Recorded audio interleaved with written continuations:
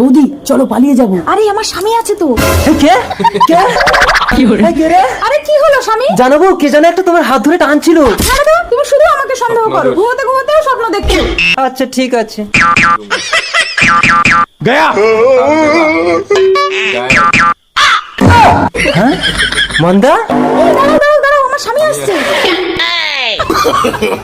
আরে তাড়াতাড়ি মুখ দেখাও। এই বন্ধু তোর গাড়িতে কে এটা? নতুন বিয়ে করলাম। তাই কই দেখি। একদম গায়ে হাত দিবি না, তোর বউর গায়ে আমি কোনোদিন হাত দিয়েছি? এর মতন তুই গায়ে হাত দিচ্ছিস কেন? তোর এডস রোগ হয়েছে না? কি বলো ডাক্তার, আমার এডস রোগ হয়েছে? হ্যাঁ রে মদন, তোর বউয়ের শরীর থেকে এডস রোগ তোর গায়ে এসছে। এই তাহলে তুমি তাড়াতাড়ি আমার গাড়ি থেকে নামো। ও তুমি? স্বামী, ধনুক আমার অসুখের কথা শুনে আমাকে ফেলে পালিয়ে গেল।